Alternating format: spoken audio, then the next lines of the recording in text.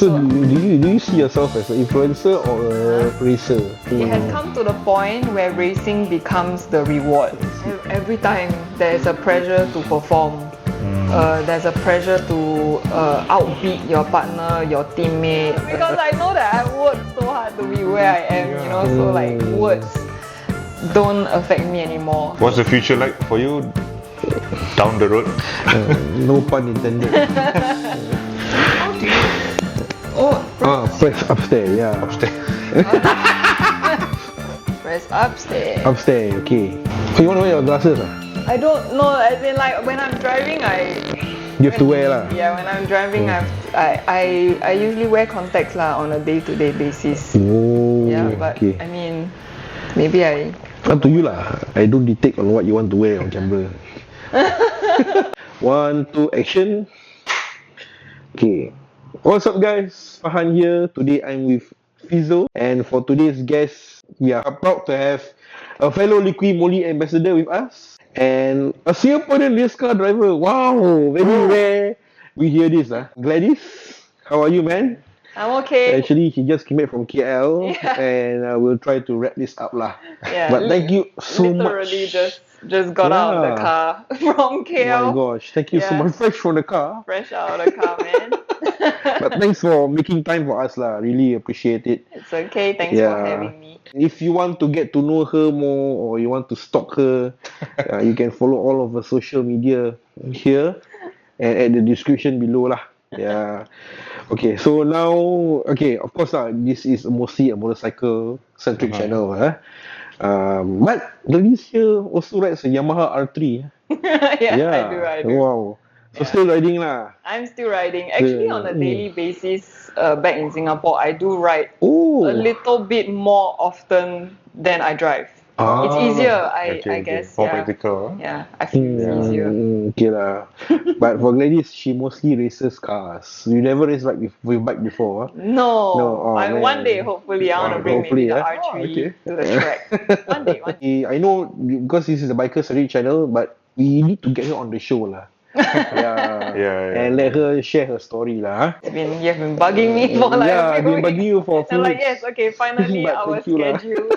Our schedules aligned. First question: how did you get into cars? And do you consider yourself a car guy? Car guy. I Car mean, lady also can lah. car girl, car guy, car person in general. Yeah, of course. My love for cars actually started. For me, I would find it quite late. People usually start like very, very young. They say, oh, when I was like 6 or something. No, actually, my love for cars started when I was a teenager. Like before I got my license, my circle of friends who were like my seniors in secondary school, once they graduated, once they got their cars, I was always passenger princess. They would come and pick me up. Yeah, but our clique, basically, I started from, maybe I was like maybe 16 or 17 when I was surrounded, when it starts from your circle of friends. So when I was surrounded by cars, when everyone was talking about cars, and then, it just happened, I guess. But for me, I find it quite late. Only when I was a teenager. That's surprising actually. Yeah. But actually, I think in Singapore's context, getting into cars as a teenager is still not too late, right? I guess so. In the US and all that, usually they start young, but in Singapore, you don't find. There are some who start young, but usually, like for me also, I wasn't really a car or motorbike guy until I got my license. Oh yeah. For me also, actually, like my parents didn't really encourage. How do I say this? They always taught me since young, women are not supposed to drive. Yeah, you no need to drive. You go and get like your boyfriend or husband to drive for you or something like that. So I guess that it just never occurred to me. Yeah, but then it was my friends who brought me into the world of cars. Okay. Oh, interesting. Yeah. Wow. But then now your parents are cool with it lah. You ask for forgiveness. Ask for forgiveness is easier than asking for permission, I guess. What kind of cars have you owned or driven before? And I can see from your socials you have driven a few. I think those test rides. I have driven a few, but I have owned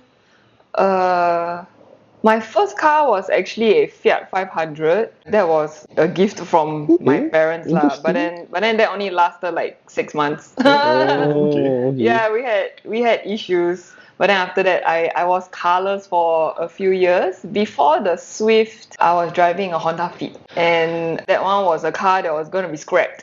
Oh man, okay. that sucks. So that was, I think, maybe a 6 or 8 month car only. So can you imagine, like with the mindset of a Honda Fit gonna be scrapped, right? That car was really like my toy, man. Just like trash it out and stuff like that. Okay. Yeah, I had a lot of fun with the Fit, but I only started to get my hands dirty with the Swift. But I mean, if you ask me which car is my favorite, obviously, I would say, my son, my Swift. I see. Wow. But what cars I have driven? I have driven a lot.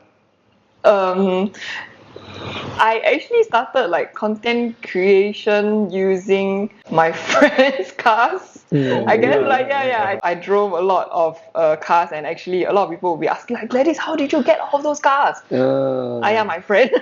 It's always my friends who like, Gladys, come try my Evo, try my S2K. It was a lot of fun. Try my Type R. It was. Because I think with yourself being a racer, they will just push whatever car they have. Hey, try it.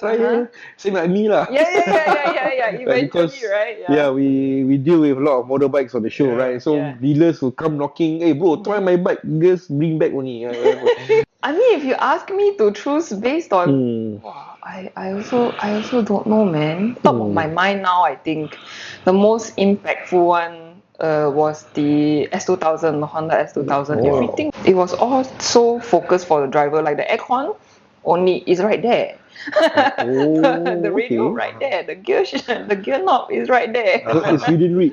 Yeah, man.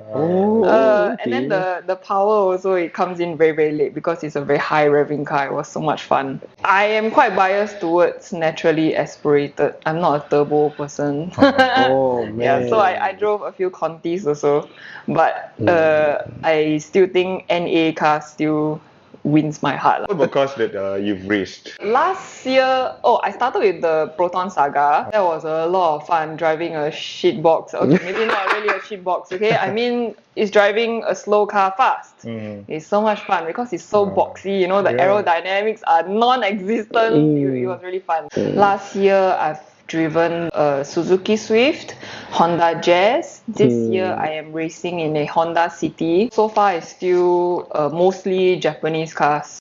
Okay, so talking about your Suzuki Swift, you did your own DIY on it and even your own servicing. Was it nerve-wracking for you opening up your own car? You're not scared where you spoil it or your car explode something later? I mean, of course, there's always that fear. But I was very lucky to have like a very supportive group of friends. And also the Swift community is already a very DIY one. I started small, like changing my light bulbs. Small things like changing my radio. Eventually, once you get the hang of it, you kind of get the mindset that if mechanical things, if there's a will, there's a way. There is usually like a right answer. I don't know how to explain. Like when it comes to mechanical stuff, it's usually a straight line. It's quite simplified. I mean, obviously, sometimes a 2-hour job becomes a 10-hour job. But there is always a way to problem solve it. So once you MacGyver thing. Is it a trial and error kind of thing, or? So through trial and error, you get the experience of being hands-on. You get to work on stuff, and your mindset actually changes. That look, things are possible. You cannot just let fear of things breaking hold you back. So once you have the mindset that if it is possible, there's a will, there's a way. Like somehow, if something broken, there's a way to fix it. But how? So the mindset. When I started working on my car, also my mindset shifted. I started to actually enjoy working on my car because you start to look at things and like, how do I do that? Like I think there's a way to do this. So it eventually became very fun, and the fear of breaking things almost disappeared lah, I would say. For simpler stuff. Okay. Don't tell me to simpler. Wait, I see you change your radiator like. Wow. Yeah, that was quite a tough one. Yeah. Whole radiator, no. Wait, if I change your radiator on my bike, I will like, where did this go? How do I put this back? The radiator for a bike is so small. No, and the thing is that there are DIY videos online on how to do this stuff. Yes. But yet, I don't know, somehow I still screw it up. So that's why, for me, there's that fear in me where if I were to DIY, I would make it more worse. That's me . Yeah, even when he was opening up his bike and putting on a camera, I was like, I don't want to do . Actually, cameras are tough, man. Camera for my R3 also, I do have a camera, but I sent it to the shop. So I asked him to do it. There are stuff that that I cannot do. I still have to send it to the shop. For me, I made it easy because of the Thunderbox that I bought. Oh. So all electronics to just go to the Thunderbox instead of. No, but you still open up your flarings. Yeah, I did. I was like, what's I don't want trial and error there. Yeah, correct. I mean, I've owned the bike for 9 years, so I knew a lot about bike already. But yeah, cars is a whole different story. Cars are just, actually, to be honest, I find bike a little bit more difficult because everything is downsized. Oh, okay. Like it's still kind of the same as cars, but cars are so much bigger and I can see them. But sometimes bikes, right, I have to put my hand in and then you feel. You know what I'm talking about? Yeah. I'm still learning about how to DIY my bike. But cars a little bit simpler for me. But generally, do you prefer to bring it to a shop or do it yourself?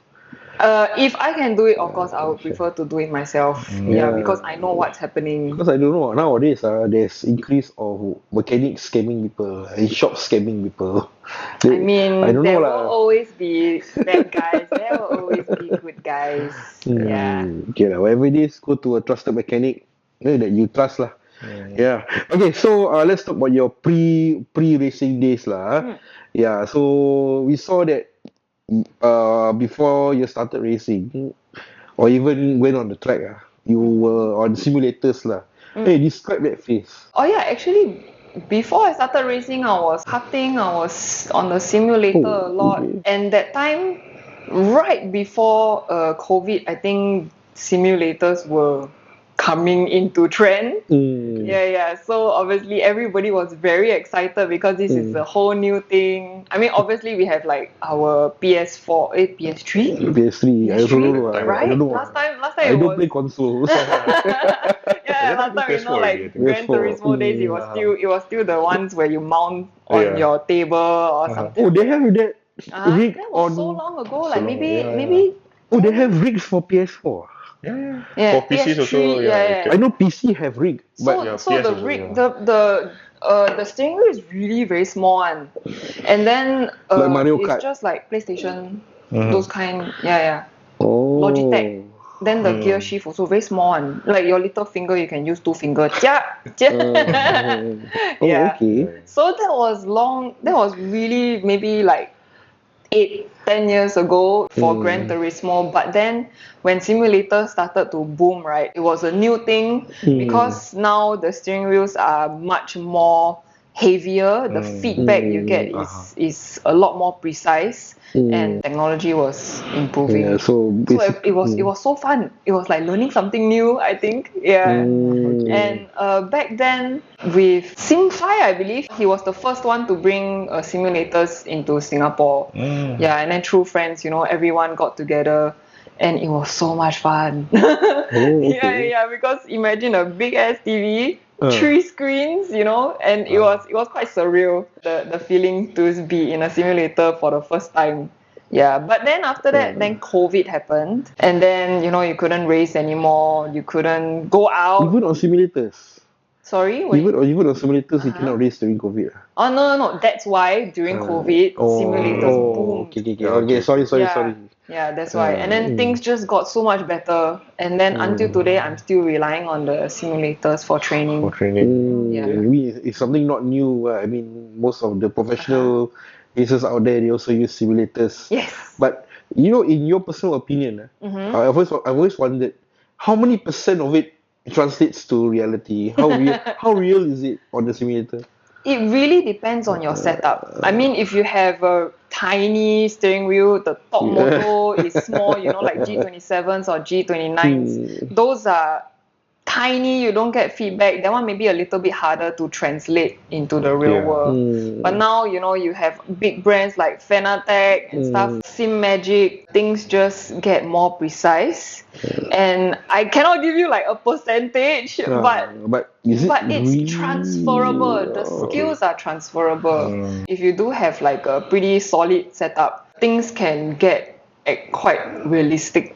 The whole rig moving and all that, right? And it also depends on what program or what game you use on the simulator. Each game, in my opinion, there is no one perfect program or game for you to play. We have like Race Room, we have Assetto Corsa. A lot of drifters like to use Assetto Corsa, but for me, I feel like the physics is a little bit weird.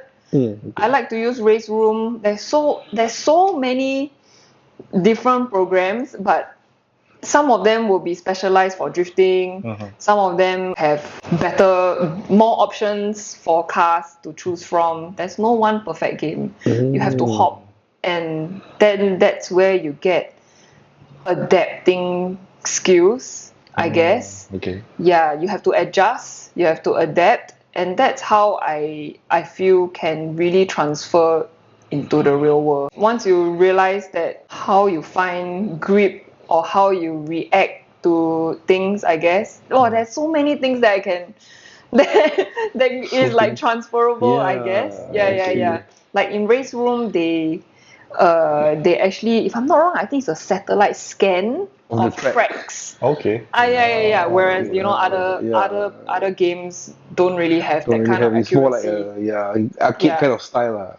I mean, you can say that, yeah. So like I say, there's no perfect program out there. It depends on what's good for you. Once you find what's good for you, then that's where you can really improve, not just on simulators, but even on real life track.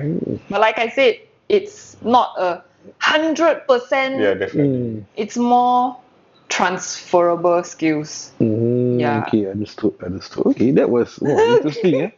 Wow. Because I've never tried really like a full. I only know Daytona only. Yeah, Daytona.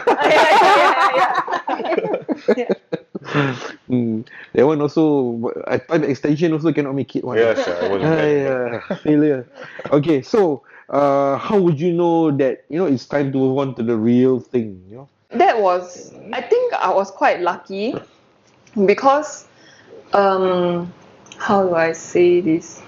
It was actually my birthday month. Oh no, actually the race was on my birthday. Oh, okay. Yeah. Okay. And then one month before, there was news came out that there was a seat available for the Proton Saga Cup. Oh, okay. Yeah. So it was just I just jumped for it, man. I didn't really know that it was time, but I just saw an opportunity. It just so happened that it was on my birthday. I saw it as a sign and I just grabbed it. I didn't know. I just jumped.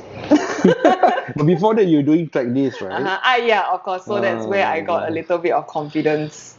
I see. Okay, so I saw actually I had to research about you lah. So I think your first track day was at Malacca Circuit, right? Yeah, at MIMC. Yeah, see. Yes. Were you? Malacca. Yes. You were racing. You were driving a Swift at that time. Yeah, my own Swift. This very car? Yes. This very car. I've been driving this Swift for many years already.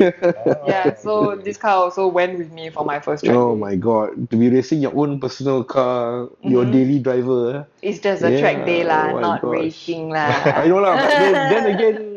Yeah, well, you are racing against yourself. Yeah. How does it feel, to be on the track for the first time? If I really look back, I was, to be honest, there was so much confusion. Like Okay. how did they, how did they get the car to turn in so fast? Because all my friends were there. They had more experience than me. I I was just tagging along like Pikachu, following okay. them. Yeah. So watching them do it first, and then I just was bewildered, man. Just like how? Yeah, but then, to my understanding, they said that I didn't wait, that I did well. They told me that I did well. Okay. Yes. Didn't do as bad as you thought. Yeah, correct. Yeah, thanks. Yeah, that I didn't do as bad as I thought. Yeah, and then that gave me a little bit of motivation that, hey, maybe, this is actually something that I can continue trying, learning, improving, because I was just so confused, like how? There's a wheel, there's a way, right? That kind of mindset. There's a wheel, there's a way, there are 4 wheels. Yeah. So, and I think a little bit about me also is that when I see a problem, and I don't feel that I am doing it well, I really want to do things well. Yeah, so if I see other people do, what I cannot do? Yeah. If he can do it, I can too. Yeah. Same. So yeah, it was just something that I thought it was very fun. I was a little bit confused, and I just wanted to improve. Yeah, so track days, and then after that, I went to Sepang also for another track day. Yeah, and then after that, I got a race seat. Oh my gosh. So that was quite fun. How different it is from Melaka to Sepang? Melaka is much smaller. Tangkak, right? Much smaller. The width also is much smaller. It's really low speed corners. So it's more technical, I would say. I Yeah. see. Whereas Sepang, you have a lot more space to mess up. It's so big. It can be technical also, but Sepang was a little bit more forgiving for me. Okay. Yeah, from Malacca to Sepang. I think that's at the beginning. That's what even the F1 racers are saying about Sepang when they just opened years ago. They were talking about the width of the It's actually very big. track and Yeah, all that. Sepang is actually very So there's a big. huge runoff lah. A huge runoff, yeah. And I mean, obviously, if you really want to get into the detail of the lines, then you can get very technical. You can be very, very detailed. But for beginners, I think actually Sepang is huge. There's so much space for you to mess up before you really get serious and faster. Okay. Did you set up your car? Actually, very minor. I didn't really. No setup lah. That's fun. Yeah. My car was stockish. Oh my gosh, Yeah. that's interesting to hear. Until today, I haven't opened my engine or tuned it yet. Oh, Yeah. okay. So everything is all about handling, I guess. Wow. For my personal. Okay. Is it hard taking up racing license with MSS? Sorry, can any regular Joe like me, for example, just walk in like I walk into AAS want to get a driving permit? To be honest, I really cannot remember how I got my license. I think I emailed in or something. Okay. I really cannot remember, but to When my was that? understanding, back in 2019. It doesn't seem like it's very far away, but I have a memory of a goldfish. So I recall, I think I emailed in. Then we had some theory class at what class? MSS's office. Yeah, like we had a lecture and stuff like that, but it was just a few of us, maybe just 3 or 4 of us. Does it and bring then- back memories of driving school? Totally different. I think. No, it was a little bit more formal. Oh, Yeah, it was okay. like having a meeting, because I think maybe because there's a small number of us. Yeah. And then MSS office was just like that at that time. Yeah. And then slideshow, test, and then done. You must have an MSS license to race, even in Malaysia. Yes. If you wanna just do track days, I mean, sure, OT anytime, man. no Just issue lah. join an event, find an organizer. But if you really wanna go for races, you do need a racing license, which you do have to maintain. If I'm not wrong, it's like you have to race at least once a year or once in 2 years. I can't remember, but you have to maintain the license. Yeah, you need a clock races. Okay. Wow, I didn't know that. I thought I can just go into MSS, take the license. Okay, bye bye. Okay. I have a 2 years license. later. How late Yeah. a bit, you know? But I think maybe MSS also see people, I guess. Yeah, but otherwise I didn't have an issue. What racing series have you participated so far? So far my first racing series was in the Malaysia Speed Festival. Okay. So the MSF series in the Proton Saga Cup, and then now I'm in the Malaysia Championship series. Now only so far these two, but hopefully next year I can race in Thailand for TSS, Thailand Super Series. Oh, okay. Hopefully, yeah. Yeah, but individual races, I have done a few more. Like in Singapore, we have Sprint Fest, Taiwan International Gymkhana Prize. Oh, so you perform a course, Yeah. Gymkhana is not my forte. But I have raced in a few But races. that says you individual against the clock, right? Yeah. Oh, cool, man. So Gymkhana is also another one. Even though it's not my forte, skills are transferable. It was quite fun. I see. But now my focus is MCS, Malaysia Championship Series. Okay. Yeah. Don't mind me asking, which team are you racing for? I'm in a Malaysian team, Piston Project. So I'm like the only Singaporean in a Malaysian team. Yeah, they just adopted me. I mean, good lah that there's a seat for you there. Yes. Yeah. Okay, so as you know, I think racing is an expensive sport. Yeah. And it's evident by all the overhead costs involved. How do you get around that? And what kind of support did you receive? Okay, I always like to use this idea where if, let's say you want to be a professional badminton player, first you need to buy your own racket, you need to buy your own shoes, you need to book your own court. Eventually, you get so good that people will call you and say, look, Farhan, come over, the court is booked. I have a badminton racket for you, gear, everything is all support for you. But how you come here is your taiji. So you just show up. You show up, everything is ready for you, the court is ready for you, your gear is ready for you, everything, uniform, everything ready for you. But then after that, the next step would be, you get a call, Farhan, come over, court is booked for you, racket is for you, everything, uniform, everything is all settled for you. How much you want? Even hotel also is booked for you. And I'll pay you to come. So that's the next step. Right now, I'm still a sponsored driver. So you have to go up to KL so yourself, like my travel, driving up and stuff like that, my accommodation, I try to get Airbnbs. That one is on me, but I show up to the track and the car is ready for me. My suit and everything it's all. Yeah. You can say that is quite a good position to be. Some people actually pay their way so to the at track. the beginning for my Proton Saga, that was still a cheaper race to join, and that was also a fantastic place for me to start, I guess, because it was affordable and it was like a track day but racing. Yeah. I mean the price, I guess.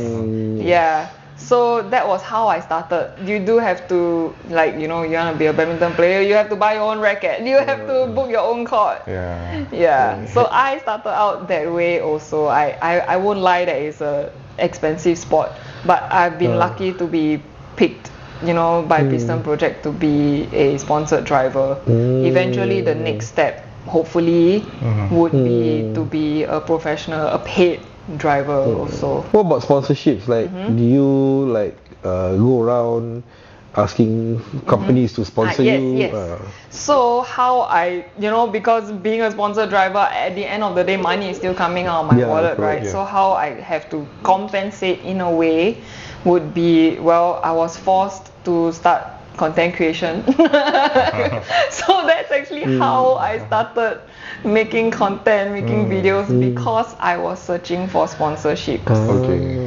So I felt that it was something that I was kind of forced to do Because in order to find sponsorship, you need a good portfolio. You need to put yourself out there. So actually, I started content creation maybe only during COVID. Yeah, I'm actually a little chick in the content creation world. I don't think I've been doing content creation as long as you guys. I feel like you guys have been doing it for a few years. Well, 5 years. Right? Yeah. So back 5 years ago, I was still a private. Like all my social media was all private. But then because of racing, I was kind of forced to put myself out there. Would you consider yourself a private person? I used to be very much, yes. But then because of the position I'm in, I have to put myself out there. I needed to build a portfolio, and I really needed to show what I was capable of in order to find sponsorships. Then that's how sponsorships and partnerships, brand ambassador, etc. You know, like Liqui Moly, they help to support my racing in a sense. So everything is quite holistic. It all works together. It all comes together. Okay, awesome. I mean, not only you lah. I mean, some of the professional racers out there, like a lady driver that I'm following. I think you know lah, Hailey Deegan. She has her own social media page and everything. Woo! How to compare, man? Cannot compare her lah, but I mean, it's of course that's the dream, right? That's the dream lah. Yeah, that's the dream, and nothing wrong lah. I feel lah. Only that I feel that, you know, in social media space, it's a double-edged sword lah. People can yes, I agree. So I know what it's how you deal. Yeah. It's how you deal with the comments lah. I get what you mean. Just don't let them get. Don't let them get to you, lor. Don't let them get to you, lor. So for every race you have to prepare, and what kind of preparations do you do? Like you mentioned simulators, and not only that, because you need to keep yourself fit, right? Like you go to the gym and things like that. At my level, to be honest, any type of training is optional at my level right now. Because you know, you do have guys that literally just show up at a track race and then they just go home and then that's it, right? But for myself, because I am in a position where I have to perform. Otherwise, I'm gonna get kicked out, man. If I don't perform, they are gonna find a better driver. So I do have that pressure to really, really improve myself. I have to produce results. So that's why, you know, I do go to the gym to up my fitness. And also I partnered with Simfy to have trainings with their simulators. Like I said, everything is optional, but I really have to just put myself in the simulator seat. I have to bring my butt to the gym.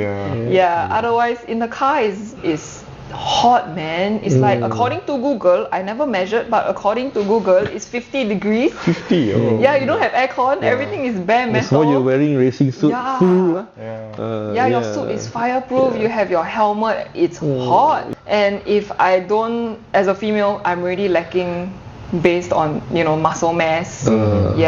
So I have to work harder than my male counterparts, in order to be in a race car for that amount of time. And also, it's not just physical aspect. Also, it's your mental.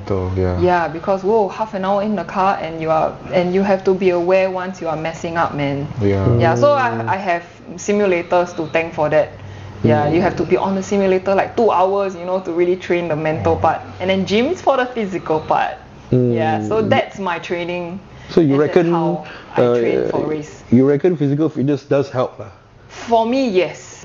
It can get quite tricky when you lose your power steering. When beyond like the heat lah and the endurance, you know, like you do get problems. Like your power steering is gone, or maybe let's say you have to really react very quickly, corrections and stuff like that.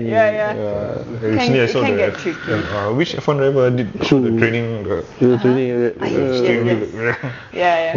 So for that one, have to train a lot of back, I guess. If your power steering fail, confirm the car very heavy. I had that last year, man. Oh really? Thankfully I went to the gym. Can you you show us your game face before a race? Do you like to My be game face? your game face? I don't know, man. I don't know. Do you sight yourself once you're on the grid? When you are on the grid, there will be that few minutes where you are alone. I mean, at the beginning, once you line up for grid, all the race queens, umbrella girls, and your team and everything will be there, taking photos, checking everything. But they will leave, and you will have that few minutes alone. Usually on the radio, like me and my race engineer, we have a mutual understanding. It's just silence. Yeah, he can hear everything that I'm saying, and he can talk to me anytime. But during that few minutes alone, it's just silence. Yeah, and then I also don't know that game face. How do I know how I look like? Like some drivers. But you can imagine. You can imagine because I follow NASCAR, right? So the drivers don't even like to be talked to on race day. Yes. Okay. Until to that point. Yeah, and then they will always be very fierce looking, and they will just tune out whatever is around them. Yeah. Yes, I get that also. I bring a book. I bring my headphones. Yeah, so usually race day. Actually, I get what you mean. I also don't really like people talking to me so much. Because it distracts you, right? Like you are concentrating, then suddenly, hey bro, how are this one? Disturbed by, I get what you mean, but sometimes you are forced to. This one, I just want to know, I mean, from a racer yourself, describe the feeling of being in a race car. I mean, what's it like? Thundering down the track at high speed, suddenly slowing down, negotiating each corner, barely touching the apex, and then after that, you accelerate again at high speed. How does that feel, man, on the track? It's like you are in full control. It's just you and machine. Your hands, your feet, everything is all connected. It's the best feeling in the world, man. Wow, when you get your helmet on, it's just you and the race car. It's not just like your feeling, but it's also your hearing, your everything, man. Your all 5 senses. Like you're one with the car. Yes, you are one with the car. Wow, there's no better feeling, man. Yeah, and the car really don't care who the hell you are, man. It's just how you drive it. Yeah, it's quite addictive. Yeah, and it really gives you that high. At least for me. Yeah, I feel high, man. Ooh. Do you feel the G-forces as you are driving? I'm in a bucket seat, so I do feel it a little bit, not as much as you would like. But maybe it's like the butt feel, you can kind of feel the G-force. Bucket seat, how do you even move? You can't. Not so much. Check your mirrors. Check mirrors. Mirrors is all just a look away, a glance. Oh my god. Yeah, you have to adjust it so that you don't really have to turn or move your body so much, because you don't want to waste time turning or checking. It has to be very fast. Yeah, so that's one of the adjustments also they have to make pre-race. So you mentioned you hope to race next time, maybe hopefully on a bike too. Bike. Racing on bike. Maybe have you done track days on bike? No, not yet. Let me start on track days first. Oh, scary. Bikes are scary. The bikes are scary Maybe. Okay. So you haven't done track days on bikes yet? No, not yet. Hopefully soon. Yeah. If I can find like race suit in my size, the race suit for bike different. Yeah. But okay, let's put that aside. But yes, definitely, I want to. Through racing, right? What opportunities has it brought you? But how so? And then you were approached by Liquid Molly also. Oh, Liquid Molly was before I started. Before you started. Before I started racing also. So that's wait a minute. Now the timeline is little bit messed up. Sorry. I gotta think about it. Actually, maybe Liquid Molly was hand in hand, I think. Hand in hand. Okay. Yeah. I think hand in hand. When I just started MSF, when I just started in the Saga Cup, to be honest, opportunities will not come unless you put yourself out there. You have to really work for it, I guess. It goes hand in hand. Yeah, you can't just sit around and do nothing, and then opportunities won't just be on your lap. So do you see yourself as an influencer or a racer? I am a racer first.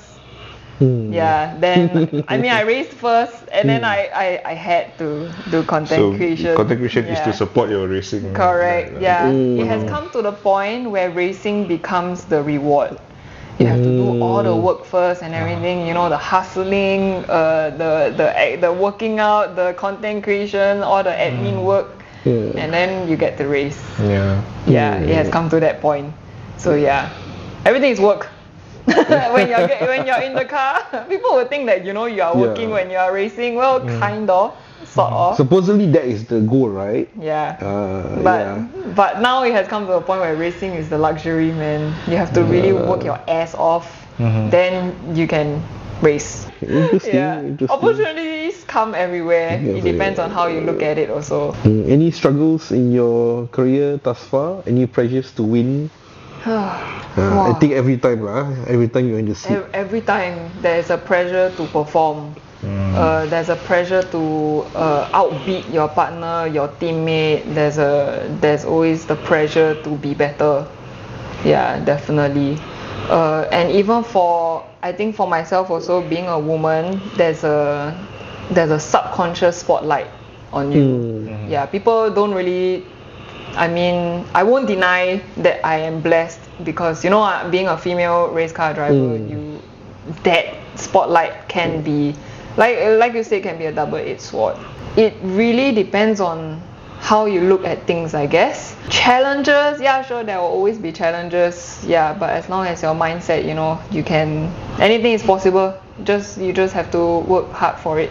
Yeah, the pressure to win. Very strong, to be honest. I really, really want podiums. But right now, my position is still very hard because I am a little fish in a pool of sharks. Do they bump you on the track? Just out of curiosity, do they hit you on the track? So far, once you are competing for championship points, it can get very fierce. Yeah, when you are at the front of the pack. But so far, I've been lucky to avoid crashes, bumps. Yeah. Eventually, hopefully, you know, I really want to be fighting for wins in the future. Okay, so what do you say to the naysayers, the bullies, Mr. Case? Mr. Case out there. I had so much discrimination when I was younger. Oh man, I'm so sorry. No, it's okay. I mean, many years back, you know, like women are not so welcomed. Yeah, but now in this day and age, it's more people get a lot more support, and I'm quite happy. Yeah, thankfully, you know, maybe all the older pioneer girls that really paved the way for new gen drivers like myself. Yeah, hopefully I also will be able to pave the way for new female drivers in the future lah. But naysayers. I had a lot when I was younger, so I became quite immune to it already, like comments, you know, hate comments and stuff like that. It just made me laugh now. Yeah, because I know that I worked so hard to be where I am, you know, so like words don't affect me anymore. So I really have nothing to say to the haters, naysayers. I have nothing to say.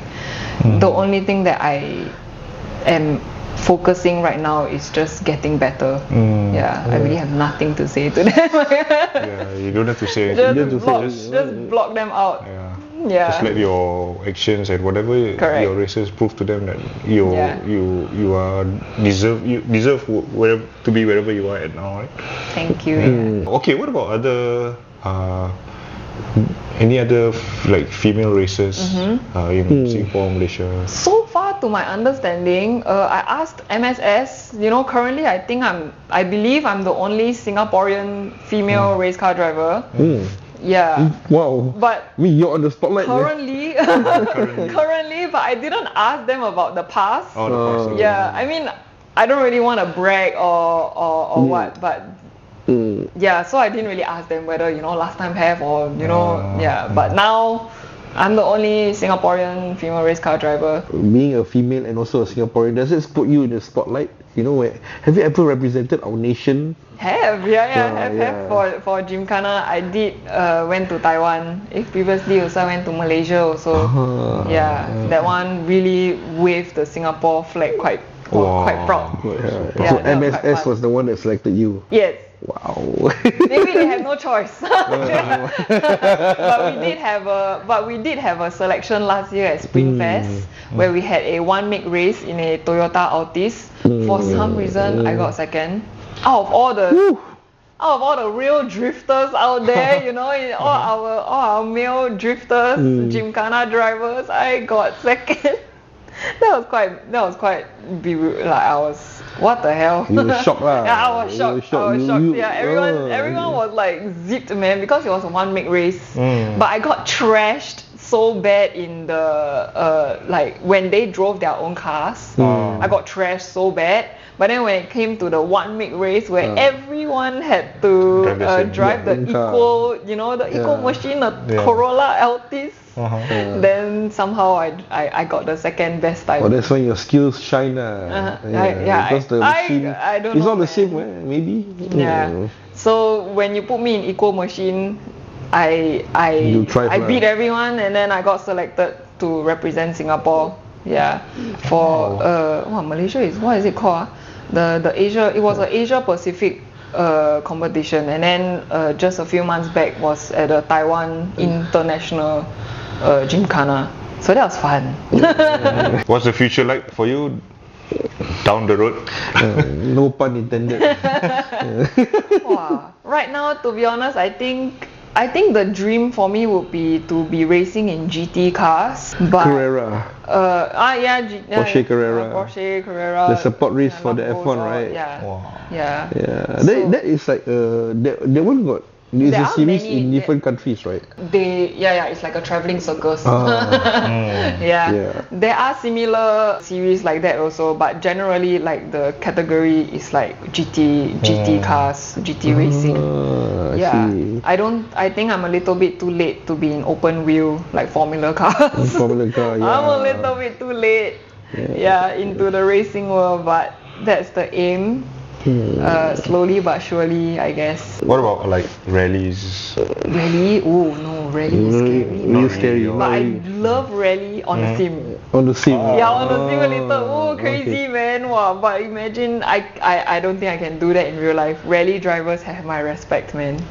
Yeah, they are one. They are like one level higher. Above. I saw all of your posts, and then there are people who are saying that, you know, wow, you're inspiration, blah blah. You know, what do you make of that? I guess just motivation for me to keep going. If I can be an inspiration to others, I'm happy. Yeah, like I say, you know, if I can pave the way for someone else, that just makes me very happy, I guess. That's awesome. And from us, we wish you all the best in your racing career lah. Thank you. And eventually, hopefully, you know, you're paid for it. Yeah, man, that's the goal. You know, I don't want money to just be coming from like other, you know, because I have a few eggs in my basket. Just a random question. Would you be open to going other countries where the motorsport scene is much more big? Like what, moving or moving to other countries lah, where the motor, for example, Australia, there's like the supercar championship over there. So far, moving. Would you be open? I don't know lah, if you are. Well, I haven't had that thought bubble yet. I still am a more. I feel safe. I like Singapore. Maybe also because I like traveling. I prefer to like travel, move here, move there. I love learning about different cultures. I love backpacking. So far moving. No, I haven't thought of that yet. Haven't thought yet. Haven't thought of that yet. Yourself? You wanna move somewhere? Me? I mean, you're here. Well, for me, because I married a Malaysian, so that's why I'm here lah. So will you move to somewhere else, you know? Wow, gosh, right? I never thought of that. You see, same question, right? Never thought of that. But if given the chance, if given the chance, I don't need to struggle or work for it. I don't mind lah. Of course lah. Who wouldn't? You know, that would be the most fun, right? Awesome, right? But like I say, you know, opportunities don't just land on your lap. At least that's what I believe in lah. You have to, you gotta manifest and you gotta work towards something lah. Yes. I agree. But now moving. Nope. Nope, not yet. Okay, so Gladys, it's been enlightening talking to you. Wow. Wow, enlightening. Enlightening, really. I mean, we merely scratched the surface. True. But now we talk to you, we got to know you. Listening to your story, your background. Wow, very colourful. I have to say. Thank you. Yeah. And despite Singapore being not a motorsport friendly country, you still made it somehow. Somehow you still made it. Somehow, slowly but surely. Yeah. And once again, we want to thank her. Thank you for coming to the show.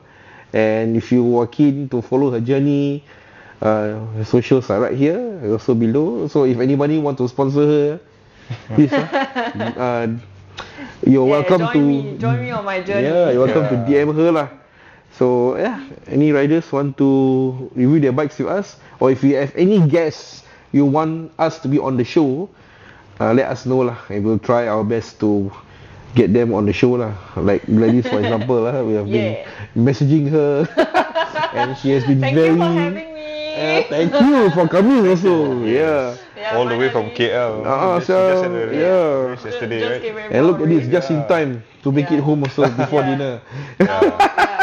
KL, and then now here, and then go back home. Just curious how the race went. The race, like I said, I'm a fish in a sea of sharks. Yeah, it was tough, man. It was tough. I'm always beating my personal best. You always have to keep improving yourself. Yeah, correct. Yeah, for now I'm still just like mid-pack or at the back is really tough. Hopefully one day I really want to be fighting. Podium. On the podium. Hopefully one day. Hopefully one day lah. So that's it for the podcast. We'll see you guys in the next one. Bye. Awesome. Bye. This one.